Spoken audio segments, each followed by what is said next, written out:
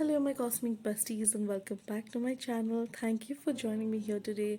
And let us quickly talk about what I feel is one of the most important transits happening in the first week of April 2023.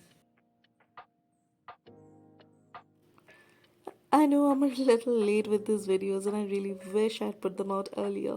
At this point, I'm just trying to catch up and hopefully get back on track.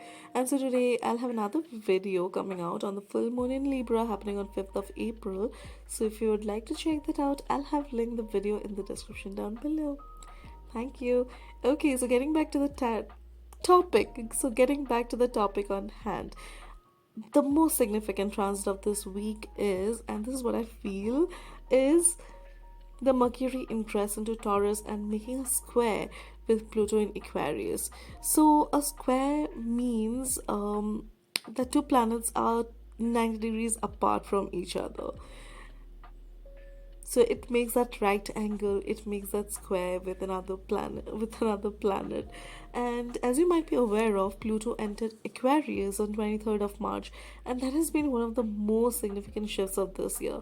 And right now Pluto is stationed at 0 degrees of Aquarius.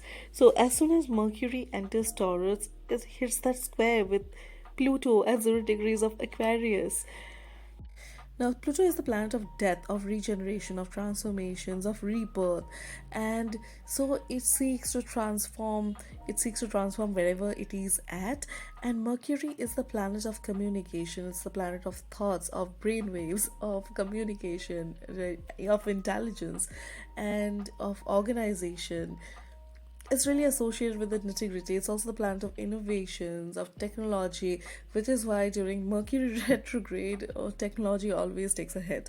Well, almost always. I know technology and innovations are also associated with Uranus, and yeah, while they are Uranian things, but Uranus is like Mercury on a higher octave. Uranus is more associated with the macro view of things. It's more about the zoomed out view. It's more about taking the whole.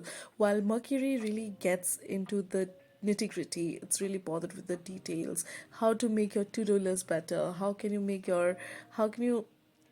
do your chores in a better way? How can you manage your day-to-day life in a much better sense, in a much better way? Also, also your thoughts. So what are the thoughts you are projecting, right? Because our thoughts and our inner programming has a lot to do with the things which we are manifesting, which is something I feel really passionate about. So that is why you will hear so much of that in this particular channel. Anyhow, so when two planets are squaring each other, that is, they're 90 degrees apart, or in opposition with each other, that's 180 degrees apart. And squares are basically half of the oppositions, right? So when two planets are squaring each other, they're 90 degrees apart from each other, and they're making that right angle, which we learned in geometry in school. So, when the square happens between two planets, there is usually this energy of conflict. There is this energy of power struggle, of power dynamics, of one planet trying to overpower the other, of one planet wanting to be noticed a little more than the other. There is just this energy of, there's a bit of a tug of war which is happening.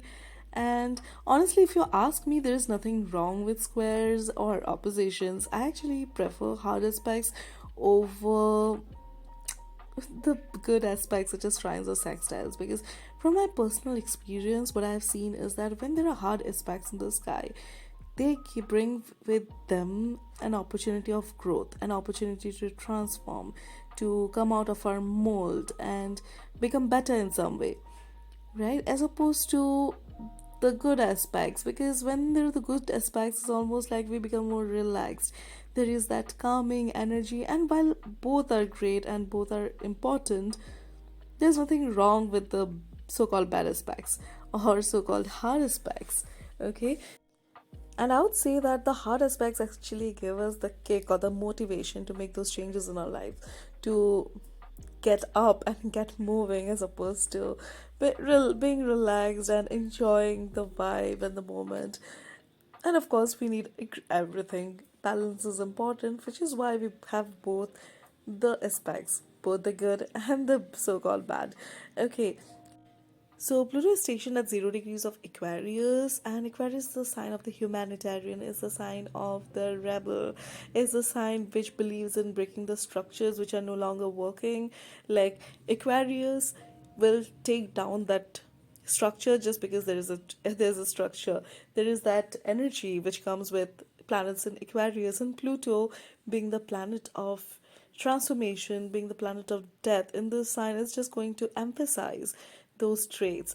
AI is already improving at a massive rate, and technology is also another realm which is associated with the sign Aquarius.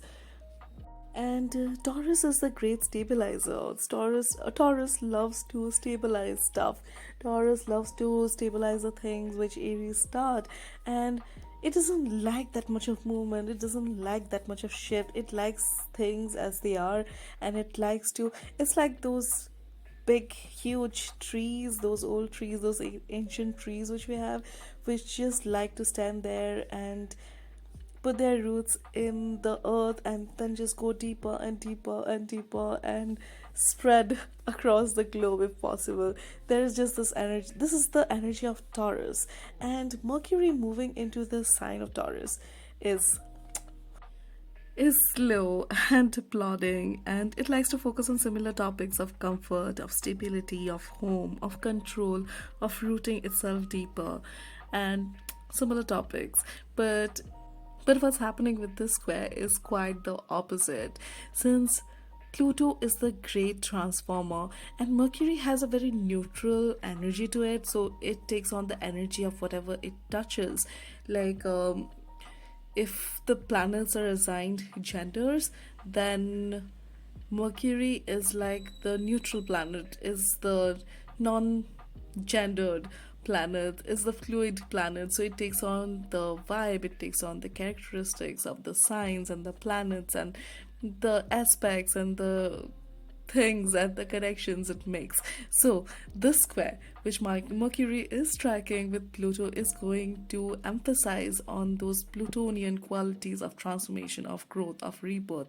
So I would say pay attention to the thoughts which are coming to the surface right now. What makes you feel stuck, what makes you feel bound up, what makes you feel very boxed in, what makes you feel caged in. So whatever thoughts and whatever feelings are coming out right now, that's just this aspect. And so definitely note this down, because while the aspect doesn't last longer than a few days, or I guess I dare say the energy is going to remain with us for the rest of this week. But what makes it so significant is that while the energies right now might just stay with us for about a week, right? So what's so significant about them? So what's significant about that is that while it might just stay with us for about a week, the thing is, it's just a precursor, it's just a trailer for the movie which is coming, because this is the first of many such aspects which is going to happen over and over and over and over again over the next 20 years. Yes, so whatever's coming to the surface right now, whatever makes you feel caged in, or whatever thoughts are coming to the surface and are asking you for their attention, definitely pay heed to those thoughts, because they are going to play a major role, and that's kind of going to be the theme for the next 20 years. And so it also makes it really important that we pay attention to those thoughts right now, because the energies are going to stay with us for the next 20 years. And then ask ourselves, do we like this thought, do we like this line of thinking which we are in right now, or do we not like that? Because if we don't like that, it's a great time to of letting go. We can start with the process of letting go, and things will ease up. The rest of the 20 years, Pluto will just make those transformations easier for us. But if we like those thoughts, if we think those are the right thoughts for us, then that is also a great time to decide that yes, we like these thoughts and we are going to nurture them and feed them the right energy over the next 20 years. Now, Pluto is only staying with us until June 11 of 2023, after which it will move back into Capricorn to finish some of its unfinished business there. So we'll get a little reprieve, which makes it even more important to pay attention so that we can make ourselves ready for the shifts for when Pluto permanently moves into the sign of Aquarius. And of course, as Pluto will be moving through the sign of Aquarius, it's also probably going to change how we think about life itself. It's going to bring those changes and how society operates and stuff. But that's a topic for later, and I'll be making a separate video on Pluto in Aquarius. So if you'd like to watch that, to sign up, to subscribe, and click the notification bell so that you don't miss any of these videos. Anyway, so the last thing which I would like to add before I end this video is that it's also about time that we get used to the idea, to the concept of change, because it's very likely that over the period of the next 20 years, change is a theme, change is a topic which is going to come up again and again and again and again and again, because this transit, Pluto moving into Aquarius, is happening. This transit is happening after about 200 years. The last time Pluto was in Aquarius was in 1775, and we had those French revolutions, American revolutions, and significant other movements which obviously changed the very idea of society itself. So we have more of that coming up, and so with that, so it's about time we get used to the concept of change, because change is the only thing which is constant. So take some time to calm down. Take some time to calm down and meditate and go within and find and connect with that chaos. What is causing that chaos? How? What is the resolution which you find up for that chaos? For you might actually find some unexpected insights, some breakthroughs already waiting there for you. So, my dear cosmic besties, my cosmic besties, take this time over this week to look into those parts, those thoughts, and those feelings which are coming to the surface, and pay special attention to them and ask yourself, is it something which you want to hold on to, or is it something which you want to let go of? And then you can move forward into the full moon with the intention of releasing what you don't want, and keep, so that you have more space to give space to the things which you do want. Okay, so that is what I feel about this Mercury in the sign of Taurus. Okay, so I'm just going to end this video with three cards. I love, okay, don't you just love this? So Knight of Pentacles is, I feel like this is very Mercury in Taurus. Yeah, this is very Mercury in Taurus, because it's movement, it is movement. The knight moves forward with the intention, and he knows what the goal is, and he's aiming, and he has his eyes on his goals, and he's going towards his goal with patience.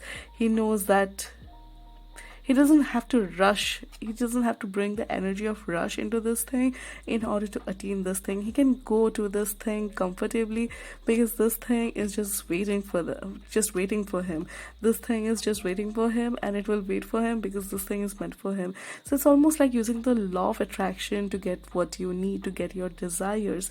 And with that, obviously, we also have the Wheel of Fortune. When you go towards when you change your goals, when you aim towards your goals and you move forward towards them with dedication, with precision, and with the confidence that they are going to manifest in your life, and that there is no lack of that.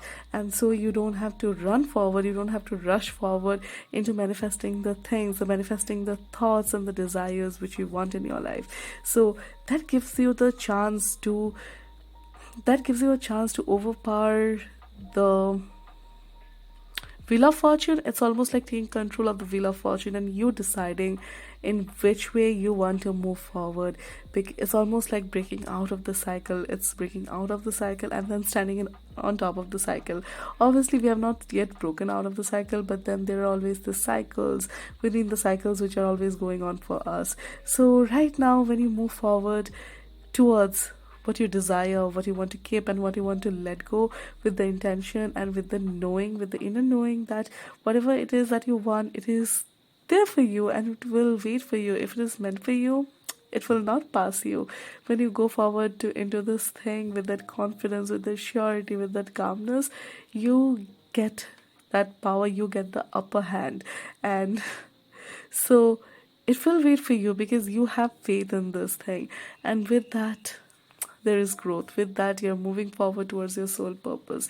I love this Eight of Cups because you are moving towards the sun. You're moving towards something which is so much more brighter and so much more bigger than the light source which you had here, which was just some flames which was burning in some bowls, and they're all drowning. And it's you realizing that this thing, this situation no longer holds value to you, and it cannot keep on sustaining you for the rest of eternity. So it's just better that we move forward into a new horizon, because change is constant.